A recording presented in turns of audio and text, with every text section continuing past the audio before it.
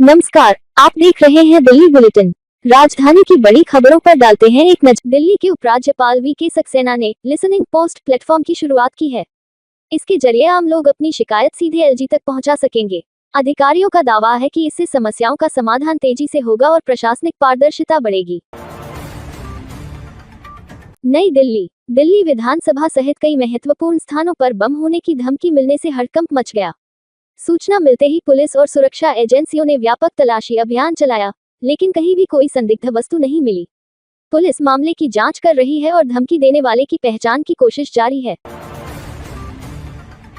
दिल्ली में देर रात बड़ा प्रशासनिक फेरबदल हुआ है, जिसमें 33 आईएएस और डीएनआईसीएस अधिकारियों के तबादले किए गए हैं।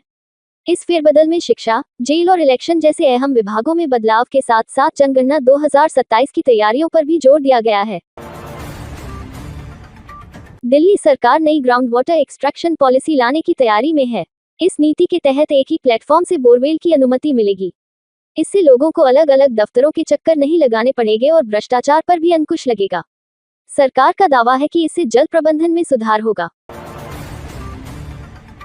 राजधानी दिल्ली में एलपीजी सिलेंडर की किल्लत लगातार बनी हुई है। कई इलाकों में लोगों को घंटों लाइन में लगने के बावजूद गैस नहीं मिल पा रही है। हालात ऐसे हैं कि मजबूरी में उपभोक्ताओं को ब्लैक मार्केट से ऊंचे दामों पर सिलेंडर खरीदना पड़ रहा है। आम लोगों का कहना है कि रोजमर्रा की जरूरत के लिए गैस की अनुपलब्धता ने घरेलू बजट बिगाड़ दिया है। सरकार और एजेंसियों के दावों के बावजूद जमीनी स्तर पर समस्या जस की तस बनी हुई है। दिल्ली में छोटे एलपीजी सिलेंडर की कमी ने उपभोक्ताओं की मुश्किलें और बढ़ा दी हैं। सरकार के निर्देशों के बावजूद गैस एजेंसियों और पेट्रोल पंपों पर छोटे सिलेंडर आउट ऑफ स्टॉक हैं। खासकर छोटे परिवारों, छात्रों और दुकानदारों को इससे ज्यादा परेशानी हो रही है। एजेंसी संचालकों का कहना है कि सप्लाई में बाधा के कारण स्टॉक नहीं मिल पा रहा है। इससे उपभोक्ताओं में नाराजगी बढ़ रही है और वैकल्पिक साधनों की तलाश करनी पड़ रही है। नई दिल्ली। दिल्ली नगर निगम ने 1514 विद्यालयों के लिए वेब ऐप लॉन्च किया है। इस ऐप के जरिए अभिभावक घर बैठे बच्चों की पढ़ाई, उपस्थिति और गृह कार्य की जानकारी प्राप्त कर सकेंगे। ये पहल शिक्षा प्रणाली को अधिक पारदर्शी और तकनीक आधारित बनाने की दिशा में महत्वपूर्ण कदम मानी जा रही है। नई दिल्ली। गुरु गोबिंद सिंह इंद्रप्रस्थ विश्वविद्यालय का 18वां दीक्षांत समारोह आयोजित हुआ। कार्यक्रम में रणजीत सिंह संधू और रेखा गुप्ता ने मुख्य अतिथि के रूप में शिरकत की। कुल 26,649 छात्रों को डिग्रियां प्रदान की गईं। नेताओं ने इसे राष्ट्र निर्माण की नई शुरुआत बताया और युवाओं को विकसित भारत का सारथी बनने का संदेश दिया। नई दिल्ली। केंद्रीय माध्यमिक शिक्षा बोर्ड ने सत्र 2026-27 से कक्षा 6 में तीसरी भाषा लागू करने के निर्देश जारी किए हैं। स्कूलों को भेजे गए पत्र में इसे तत्काल प्रभाव से लागू करना अनिवार्य बताया गया है। ये कदम नई शिक्षा नीति के तहत बहुभाषिक शिक्षा को बढ़ावा देने के उद्देश्य से उठाया गया है। नई दिल्ली। दिल्ली सरकार डॉक्टर भीमराव अंबेडकर की 136वीं जयंती को 10 से 14 अप्रैल तक भीम ज्योति उत्सव के रूप में मनाएगी। इस दौरान अंबेडकर ऑडिटोरियम सहित विभिन्न स्थानों पर कार्यक्रम आयोजित किए जाएंगे। सरकार का उद्देश्य बाबा साहेब के विचारों और योगदान को जन जन तक पहुंचाना है। सांस्कृतिक कार्यक्रम, संगोष्ठी और जागरूकता गतिविधियां भी इस उत्सव का हिस्सा होंगी। मोबाइल और डिजिटल स्क्रीन के बढ़ते इस्तेमाल ने लोगों की नींद पर गंभीर असर डाला है। डॉक्टरों के अनुसार देर रात तक फोन देखने की आदत के कारण नींद का समय घटता जा रहा है। इससे तनाव, मोटापा और दिल से जुड़ी बीमारियों का खतरा बढ़ रहा है। खासतौर पर युवा और कामकाजी वर्ग इसकी चपेट में है। विशेषज्ञ सलाह दे रहे हैं कि बेहतर स्वास्थ्य के लिए स्क्रीन टाइम कम करना और नियमित दिनचर्या अपनाना जरूरी है। दिल्ली मेट्रो रेल कॉरपोरेशन ने मेट्रो में बढ़ती अनुशासनहीनता पर सख्ती बढ़ा दी है। सितंबर से फरवरी के बीच 8,251 यात्रियों पर जुर्माना लगाया गया। सबसे ज्यादा मामले रील्स बनाने, गाली गलौज और झगड़े के सामने आए। इसके अलावा महिलाओं के कोच में अवैध प्रवेश भी बड़ी समस्या रहा। डीएमआरसी का कहना है कि यात्रियों की सुरक्षा और सुविधा के लिए यह अभियान आगे भी जारी रहेगा। दिल्ली में एक महिला ने कोमा में पड़े अपने पति के स्पर्म को सुरक्षित रखने की अनुमति के लिए अदालत का दरवाजा खटखटाया है। महिला का कहना है कि वह भविष्य में मां बनना चाहती है। हालांकि भारतीय कानून के अनुसार इसके लिए दोनों की सहमति जरूरी होती है, जो इस स्थिति में संभव नहीं है। इस मामले ने कानूनी और नैतिक बहस को जन्म दे दिया है।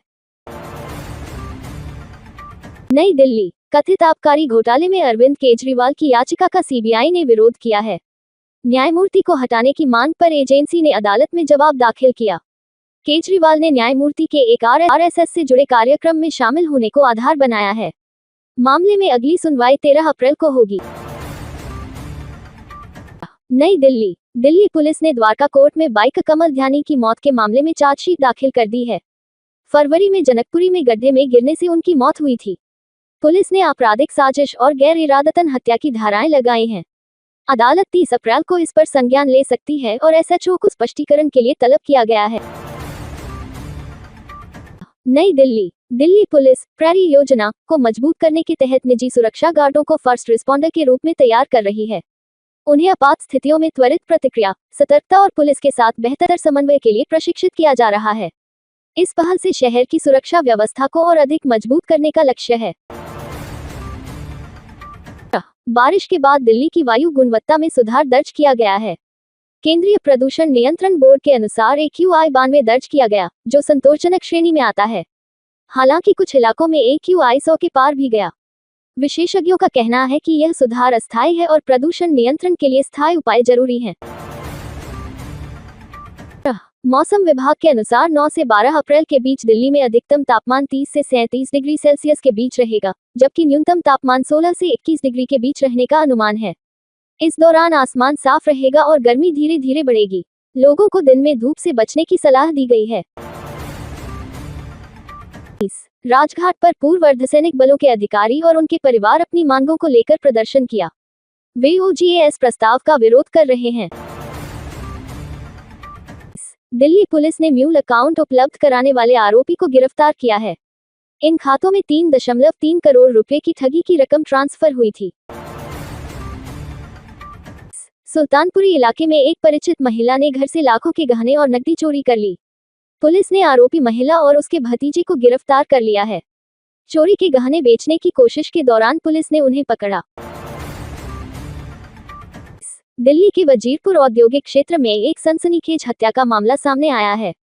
शौचालय गए एक युवक की अज्ञात बदमाशों ने चाकू से गोदकर हत्या कर दी।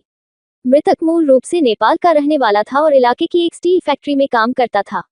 घटना के बाद इलाके में दहशत का माहौल है। जानकारियाँ देखना चाहते हैं तो हमारे चैनल को लाइक करें, शेयर करें और सब्सक्राइब करना बिल्कुल न भूलें। साथ ही बेल आइकन जरूर दबाएं ताकि हर नई वीडियो की नोटिफिकेशन आपको सबसे पहले मिल सके।